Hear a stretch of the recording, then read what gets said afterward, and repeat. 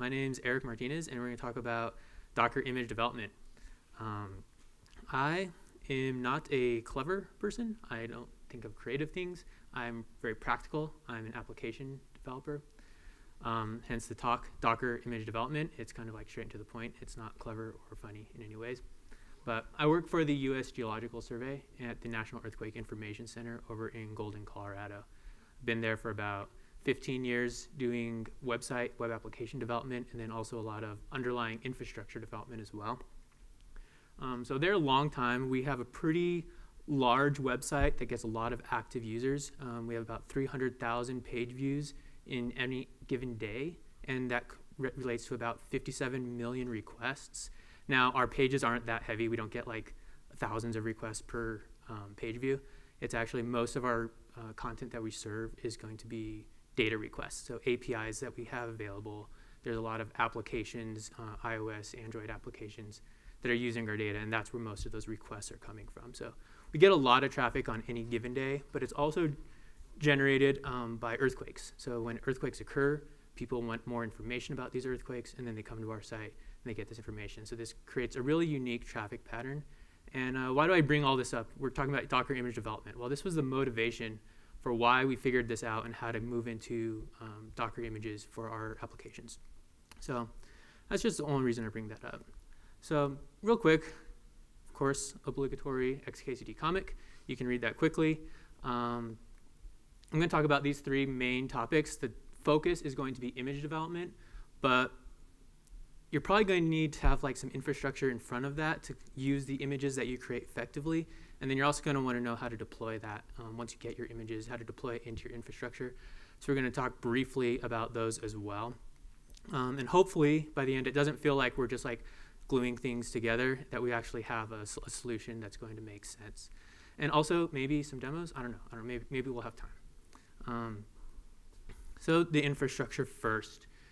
First thing to talk about is servers. These can be like on-prem servers. They can be virtualized. They can be in the cloud. But you do need to have some place to deploy these, right? And we're going to talk about mostly Docker and Docker Swarm. But this would apply equally to things like Kubernetes or other type of platforms. So you can think about this in terms of Docker Swarm if you want to take this just kind of as is and use the information I'm presenting. But you can also kind of see how would this adapt into Kubernetes. A lot of this stuff is like one-to-one or very analogous. And then you can also think about if you're using a platform like OpenShift or Pivotal or something like that, what kind of features, how would you implement the same types of ideas or concepts in those? And mostly those are really, really solid platforms as well. So you can do a lot of the same stuff that I'm going to talk about today. So one thing to think about is your cluster robustness. You want to make sure you have a robust infrastructure underlying all of your applications. And this is just kind of a little plot here to show you like more is not always better. Cluster is going to be made up of worker nodes and manager nodes. A manager node kind of manages the cluster. It determines where your containers are going to be deployed when you actually deploy a container. And then it also watches them and makes sure that like if a container fails, I'm going to spin another one up over here. If this whole server goes away, I'm going to redistribute the load so that all of your applications stay running and stay healthy, and you're not like getting calls at 3 in the morning, why are my applications down? But when it comes to managers, more is not always better. You can see your actual failure rates follow this kind of like wavy, sine curve. And in general, odd is always better than even. So if you're going to go to 4 servers, 4 is actually going to introduce more vulnerabilities to your system than if you had 3. There's no numbers on there because on the y-axis because that actually varies based on how robust or what's the likelihood of one server failing, and that's obviously going to change depending on your server. So you have to figure that out. If you want to know the actual numbers, it's going to be dependent on your physical deployment.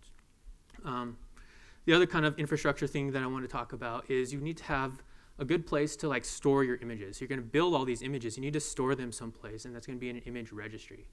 Docker provides one to you called Docker Hub, and then they also have an enterprise version where you can do Docker trusted registries, authentication and all of that, make private images and things, and signing. There's a lot of infrastructure out there, but you do need to have someplace in there, and it needs to be trusted. For what we do, we actually have an on-prem image registry, but we also deploy out to Docker Hub so that you can actually share your images, but also you have something kind of like more private, more secure for the stuff that you're going to deploy onto your systems. And then the last part is just like automation. And so that's going to be the first thing I'll talk about in a little bit more depth, is just the automation workflows. So we use Jenkins because, again, as a government agency, we have to kind of meet some certain security requirements in what we do. But there's a lot of good open platforms as well. I think there's talks about like Circle CI. You could use that for your automation as well, for your continuous integration, continuous delivery. There's a lot of different tools out there that are just open. Some are free, some you pay for. Probably as a business, you'd want to buy like a paid-for version, but use what you like. We're using Jenkins, and we're running this on-prem. It's a little bit more work for us. But you can see here in what I'm showing is we build is kind of like the first pipeline that we have on all of our applications, and we deploy. Those are two separate pipelines, and one will trigger the other. So when we build it, we build master when it gets committed, and then it automatically goes out to our development staging system so that we're able to test that and look and see all of our stuff get integrated, go out immediately. We know our pipelines are working. We know our applications are working. And then we can go in manually or automatically if we wanted to and deploy the same thing to production. Now, when we actually build, we build these images, and we push a copy up into Docker Hub. So all of our applications, you can just go, and if you wanted to run one of our applications, you can just run it on your laptop, and it would work out of the box. You don't have to know anything. You just basically Docker run, and it runs.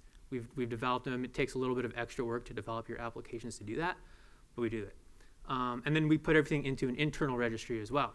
And then the internal registry is the thing that we actually use when we want to deploy our applications, because that way we know it's secure. We know no one's like messed with it. We're monitoring that registry. We have a lot of security around it. But that's the general setup. You can do this with a lot of different technologies. And then this shows we also are using two clusters. They're mirrors of each other, and Jenkins, or whatever automation system you're using, is going to keep them in sync by, like, whenever I deploy to cluster A, I deploy to cluster B as well. But they're independent, so they're not, this is not part of like the cluster swarm or anything like that. This is just going to be two independent clusters, and within those clusters we have different nodes. All of our nodes are managers and workers. A manager, again, manages all of the workers, and then the workers are the ones that actually perform the work. They actually are running the images for you.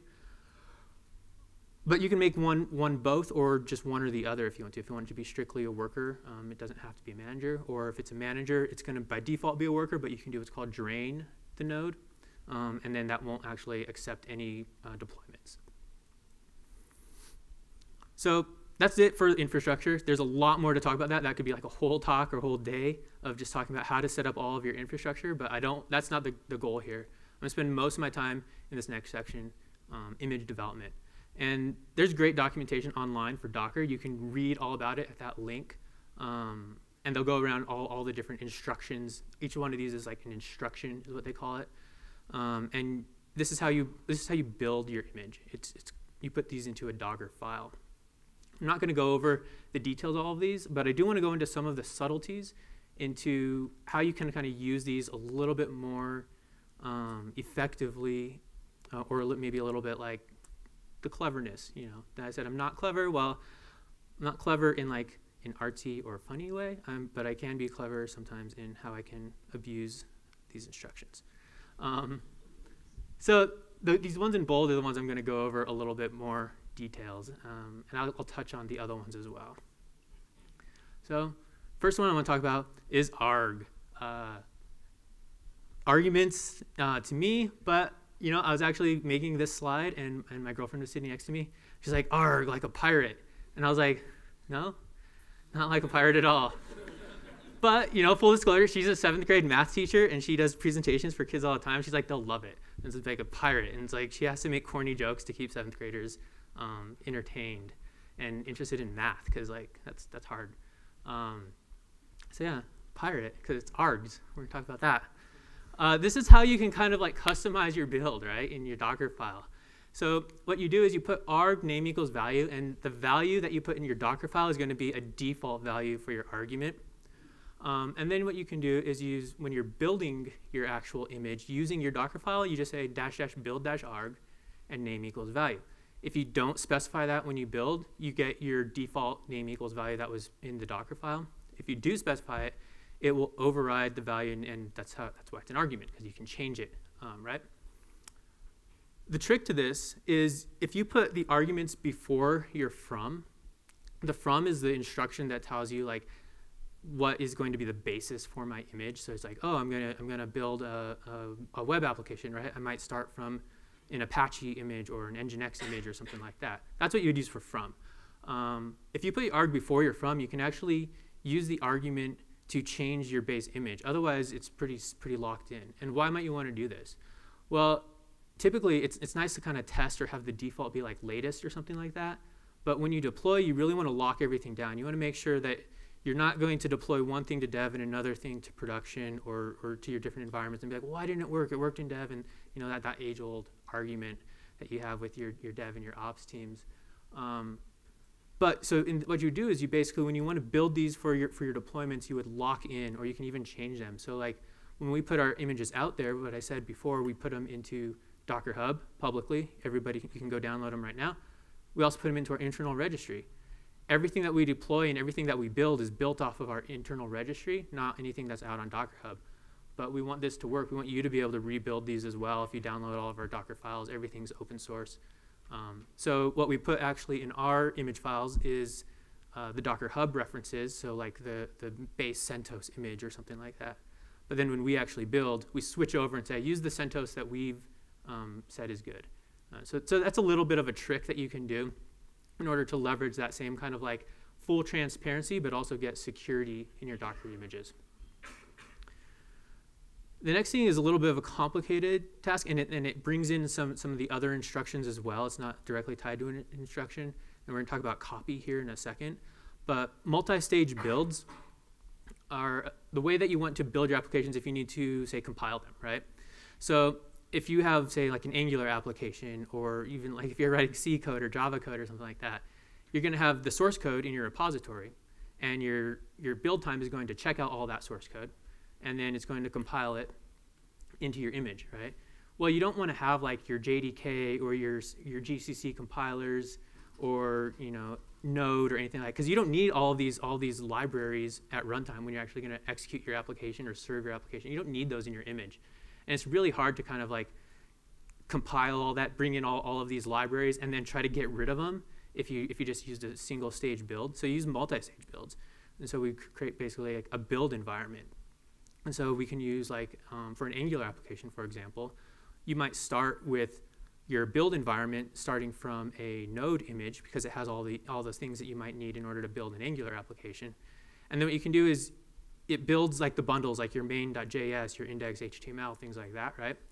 And then you can just copy them out of there. And it's all done inside of a container, so you don't need to have any special infrastructure. You don't need to install Node on your servers where you're actually building this application, because you're actually building it inside of Docker itself. The way you do this is you just say from image tag as environment. So like we'll see this in an example later, but it's like from node as build env is what we'll do. Later, once you actually finish your building or your compiling step, you would then copy those out, and that's just on your copy instruction, and that's kind of the next thing we'll talk about. You would just copy by using -- from, and the from would be that stage that we specified. So you can see in the examples here, we said copy from build env, and then we're copying some files out that were actually generated from the source code. So like, you're not going to see that dist folder in my source code, right? That this is an Angular application. So if you're familiar with that, you might recognize this. But you're not going to see that dist folder in my source code, but that's something that actually came from the build, and then I'm just copying that over into a different image. And then basically that build image will sit kind of like on the building Docker engine, but it doesn't go into your image that you're going to distribute or deploy. Healthchecks. This one, very important. Like, you hear a lot of things about like Docker and all of your different platforms as a service, Pivotal and whatnot.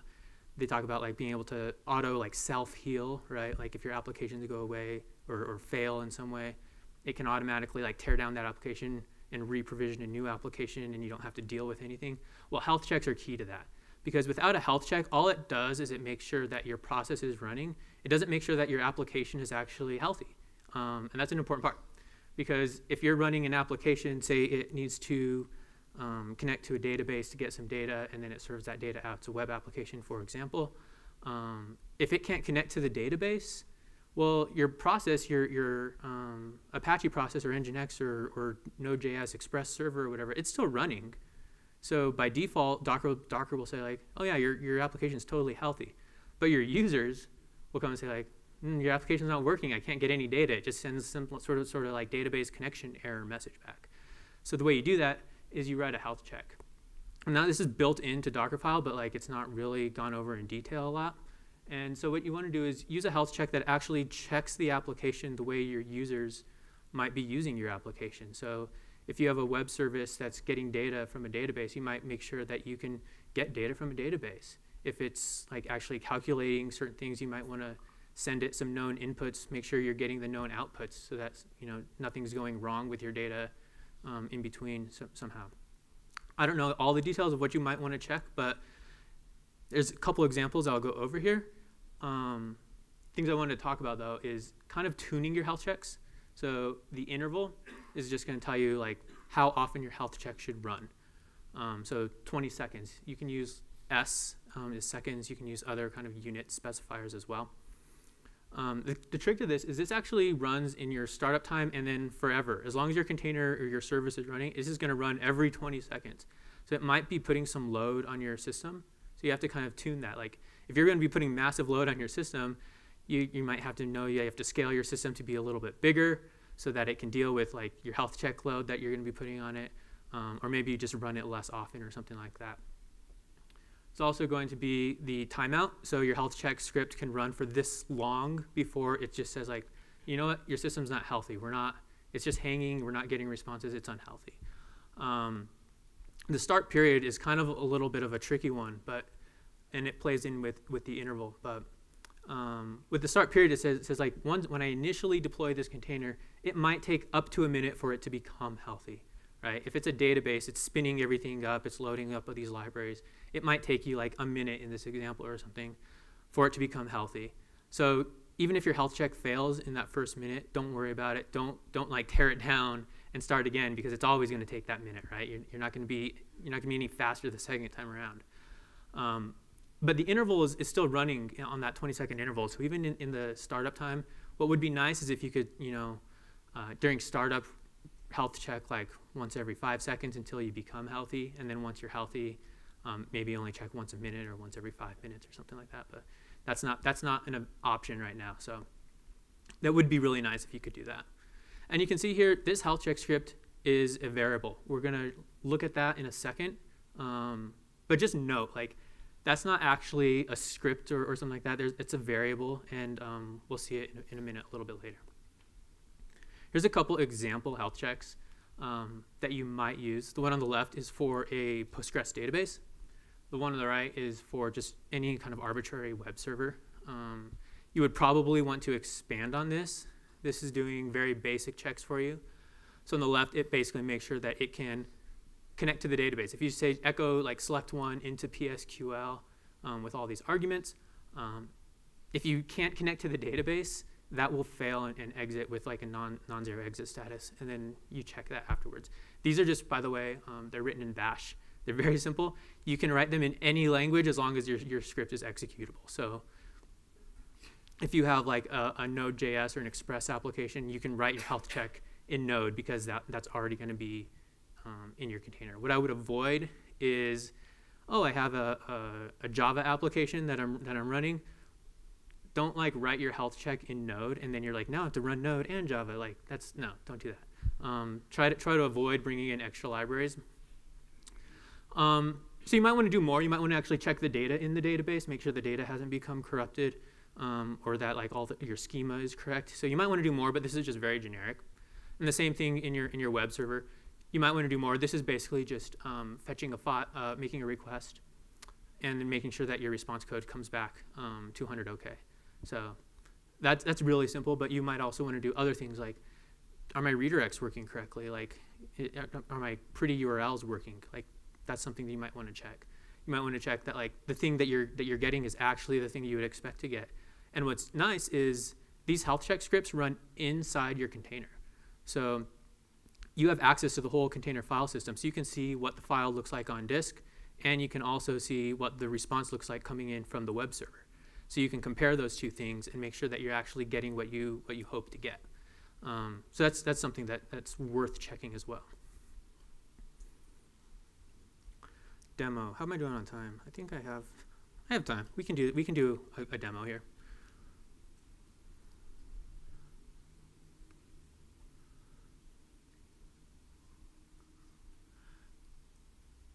Cool. Whoa, that is so small.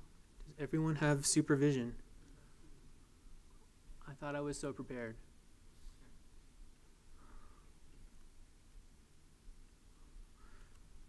So what I'm going to do is I'm just going to start up a simple service here. This should provision, hopefully. Live demos are always great, right? So this started a service. It's a simple just web service. And this service right now doesn't have any health checks in it. So this is just going to highlight the benefits of using health checks versus not using health checks. And in particular, how this will benefit your deployments, your rolling deploys. So if you have an application version 1 running and you want to go to application version 2, this is going to make sure that you don't have any downtime in there and you don't have to do any like special tricks. Again, I'm not clever. I don't like being clever. I like simple more than clever because it's easier to understand. So this is running. We can see, where's my cursor? Yeah, I'm an idiot. So that's port 30,011. Is that right? Cool. So this is just, quickly it's making requests to this web server, and you're seeing, yeah, it's responding as you might expect, 200 OKs. Nothing really interesting going on here. Sorry, I don't have like cool hacker graphics and like the world exploding or something, but this is really, when you're a developer, like you look at text all day and console stuff. So, and then in the bottom right, I'm basically just looking at the containers that are running on my local server. Everything's running on my laptop right now. So this is just showing me I have a container. It's been up for about a minute. It's called my health check. The version is disabled because the health check has been disabled. So you can see it's all running. It's perfectly healthy. Now I'm just going to update the service, and I'm just going to update it to another version that also doesn't have a health check enabled. And what we'll see here is as this runs, we'll see in between it's going to start up a second image, and all of a sudden it immediately thought it was healthy. It said services converged. I think I'm healthy right away, but I'm not healthy. You can obviously see I'm not healthy because my request just immediately started failing.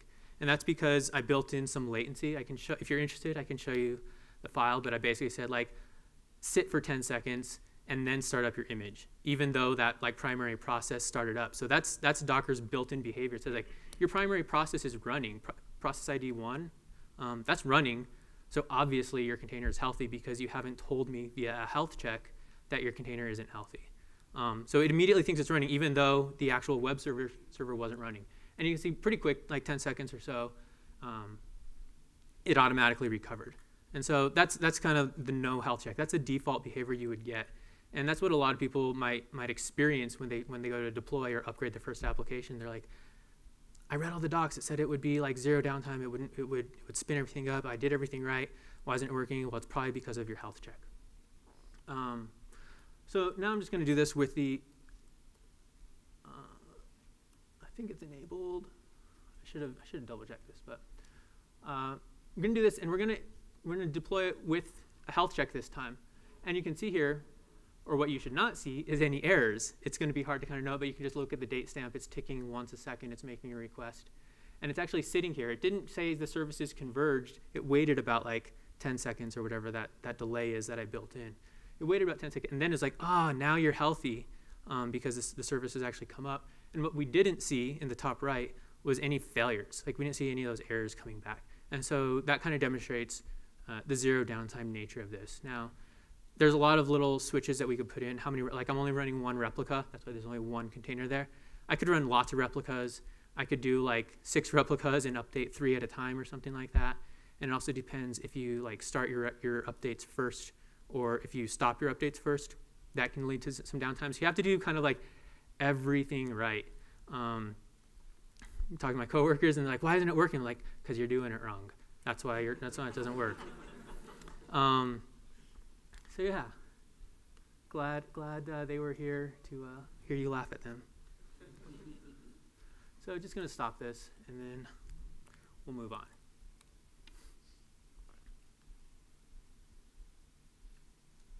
So cool. Demo 1, off without a hitch. That's fantastic. I took my cursor. It's red. So entry point and command. These can kind of get a little bit confusing if you read the docs, and you really have to understand what's going on with each one of them. Both of them can kind of do the same thing, and they both have 2 forms, an exec form and a shell form. I'd say always, and Docker also, they agree with me because I'm right. Always use the exec form. Don't use the shell form. Shell form is going to be kind of a pain for you. One of the things that it's going to do is going to kind of like put that shell process ID in process ID 1, and it's going to mess up signal processing, which we're also going to talk about in a minute here. So always use the exec form. And then what I would recommend is you use entry point to specify the executable that you want to be basically process ID 1. It is basically your application. And also use it to provide any arguments that are required for that executable. So say you like have to use like a -d to daemonize your application. Make that a required argument. And then use any things that are like customizable, like, oh, do I want to like switch the port? Like I'll give it a good default port 80 or something like that. But if a user wants to have a customized port when they run it, maybe let them put it in, and they could put a different port as like port 443 or port 8000 or something like that, right? So that's what you'd use it. And basically what happens is when you type out a command like docker run image name, and then anything after that image name basically will override the stuff that you put into command. So if you put in your executable into the command, then it allows them to basically do different things with your container, which isn't a bad thing. And by doing what I'm recommending with the entry point, you can still, a user can still override what your entry point is. They just use a -- entry point flag when they're starting up the container. So we're not like cutting them off at the knees and like, oh, you cannot do things with my container. We're just kind of giving them good defaults so that it works out of the box, and then we're letting them customize it. So we could talk a little bit more about that if we had time, but if you have questions, you can certainly ask me about those now or later, whatever, or not at all. The last little bit here is configuration and bootstrapping, and this kind of goes hand in hand with the previous slide on the entry point. So what do I mean by configuration and bootstrapping? If I'm going to run, wow, I got loud.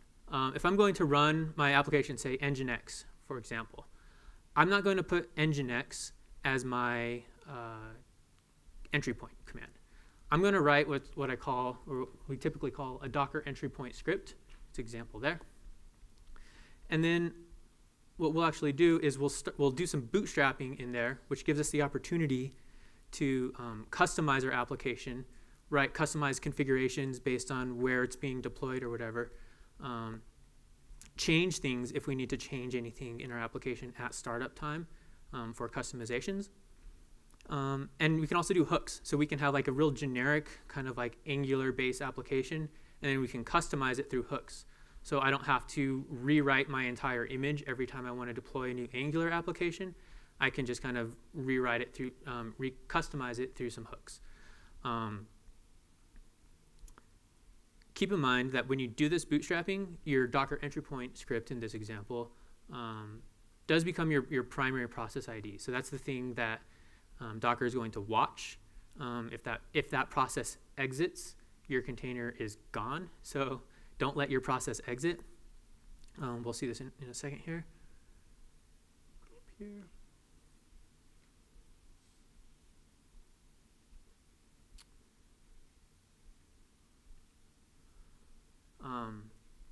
Don't let your process exit, because if your process exits, your container will immediately stop.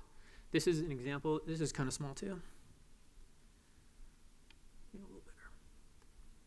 This is an example Docker entry point that we use in one of our applications, and it does a lot of configuration for us.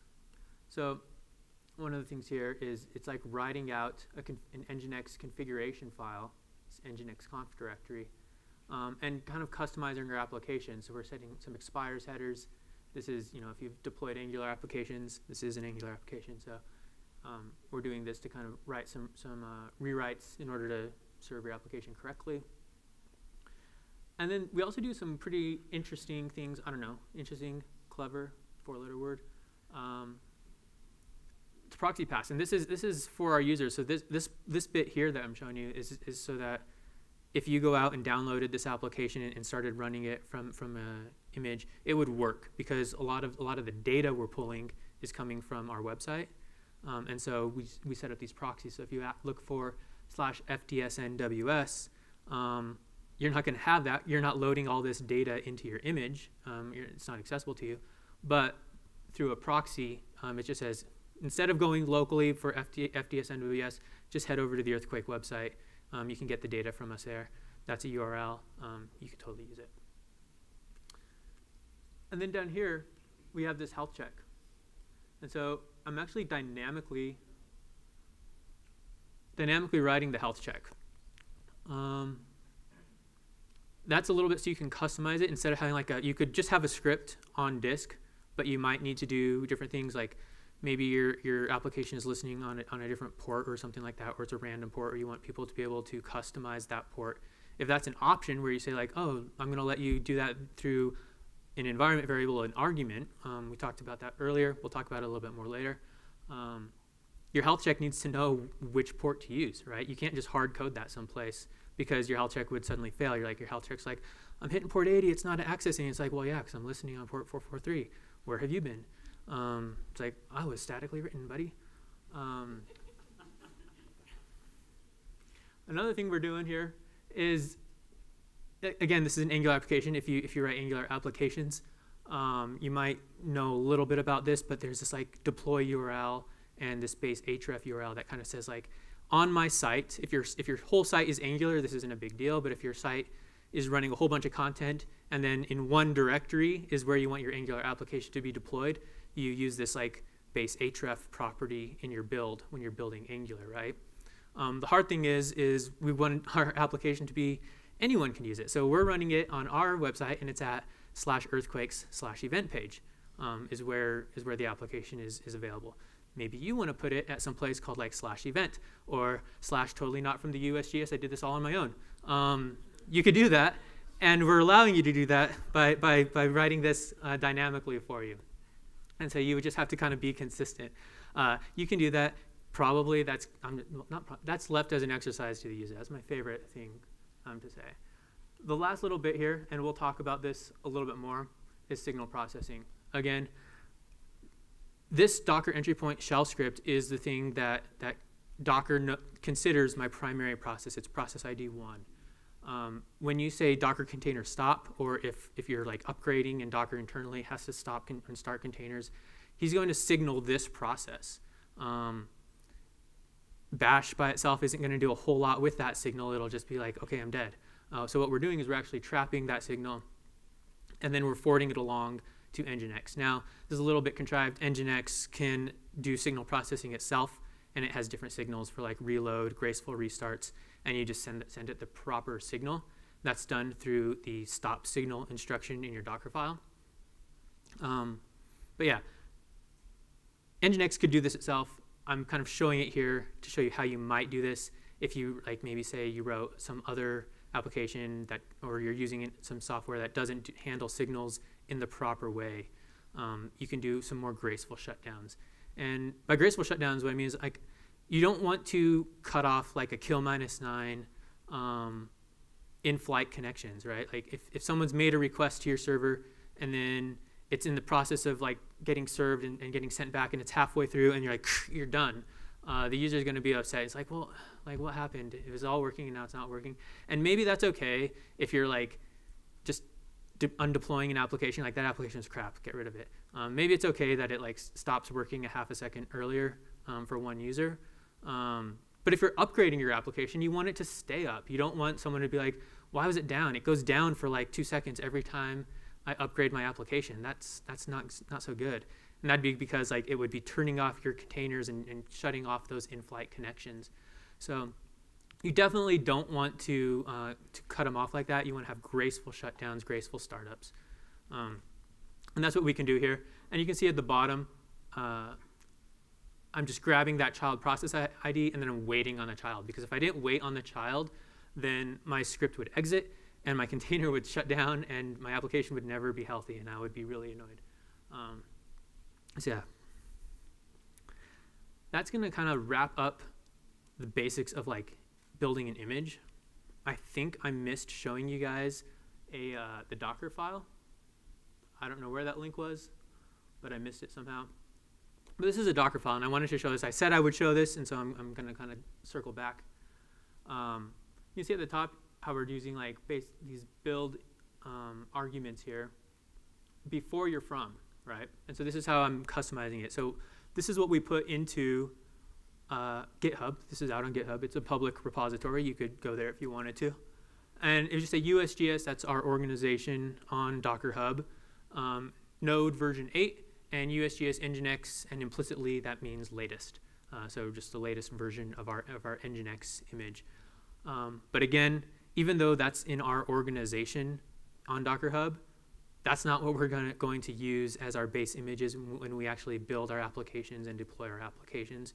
We're going to switch those through those build arguments and use our internal registry. And the next thing down here is our build environment. So this is saying, okay, use the builder image, and we'll just alias build env. There's nothing special about build env. You can call it my really cool stage or whatever you want to call it.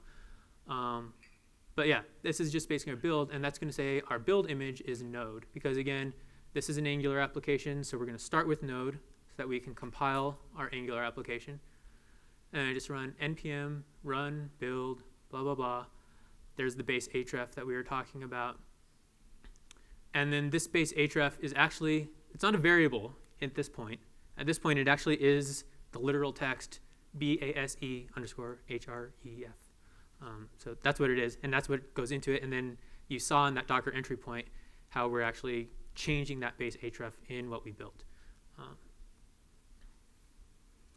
Then we get to the actual application image.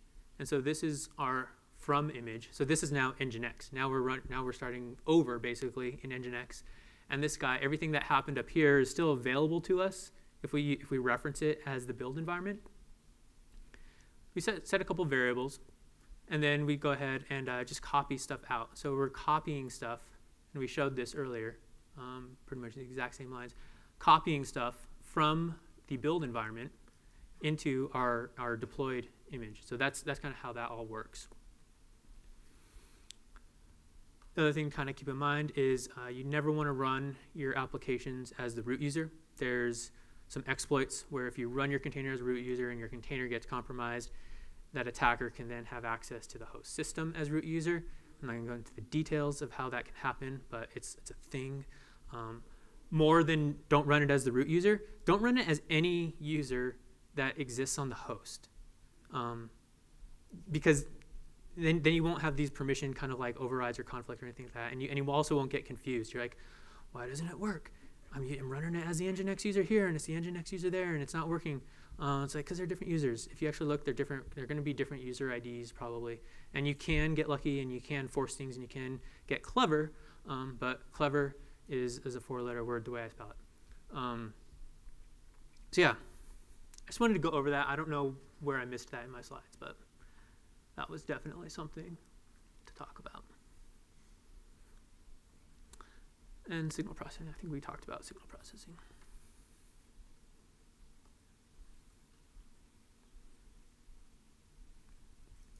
Okay, so that's our image development. Now we have great images. We have the Healthchecks. They're very flexible. We can run them locally. We can run them on our production environment. You can run them as well if you would like. Now, how do we deploy it? Rocket ship taking off. Hopefully there's no rocket scientists here, because they'd be like, that rocket's going to crash. They take off straight up. So aesthetically, though, I think this looks better. I made it pop. So deploying. Basically, this comes down to like a YML file to specify your deployment configuration, and I'm going to show you an example of that in a little bit, and I have a demo as well if we have time. Yeah, we'll just go ahead and get right to it. I don't like to read the slides too much. So, for example, I'm just going to show you here in my environment on my shell. In this example, I have a bunch of variables that are just there. So on my laptop, for example, I just have these variables, and there's others, and I'll point them out as we go through the next slides. But I just wanted to kind of point that out. That's on the host machine that's running Docker. It's not inside the Docker image itself or anything like that. And it could also just be inside the script that's running on the host machine that's running Docker, right? So you can just export variables in shell or create environment variables in Java, things like that. And then your deploy basically comes down to a simple command, docker stack deploy. Keep that in mind. A stack is just a word for application. Prune says any services that are not included in my current deployment configuration, get rid of those services. Don't leave them hanging around. Don't just like assume I still need them even though they're not there. So maybe I had Apache one time and Nginx this time because I switched. If you didn't say prune, it would just leave all your Apache services running and bring up Nginx as well next to it. So prune, that seems like a reasonable thing to do. With registry auth, this is really important when you're using internal registries or private registries, because you need to send some credentials, right? Like they're private. It's not for anyone in the world to pull your images. So you need to provide a username and password. So on the command line, I'm logged in on my machine, but I might be deploying to a swarm that has like 6 or 7 machines in it, right? You have to make sure that you're logged in on all of those machines as well, because when you actually deploy, you're going to say, hey, machine over here, deploy this container, and he'll be like, cool, what's that image? Oh, it's over on your internal registry. Let me download it, and your registry will be like, no thanks, because you're not authorized. So that's important in order to use that with registry auth, because then it will actually pass your current login credentials to any of your nodes in your cluster, and then you can do different things. Like you can say like, oh, like my authentication credentials can only pull like the latest or something, so I can only deploy into different environments or whatever. So you can kind of do role-based authentication, and most platforms give you this. Kubernetes gives you this. Pivotal gives you this, where you can kind of have like role-based credentials in like what you can do in terms of deployments. Resolve image, that makes sure that you have the right image every time. It doesn't just assume that you have the right image because you have the same name. It actually checks the hashes. And then it's a deployment file. This is my deployment file, deployment.yaml, and my application is called my cool app. So that's the basic setup here. Here is the YAML file that was referenced there. And you can see in this YAML file, the image is using variables. Those variables are coming from the host environment. They're not necessarily variables that are going to be available to your container that is actually going to be deployed or running. So I can use those variables because they're available to me as a host environment.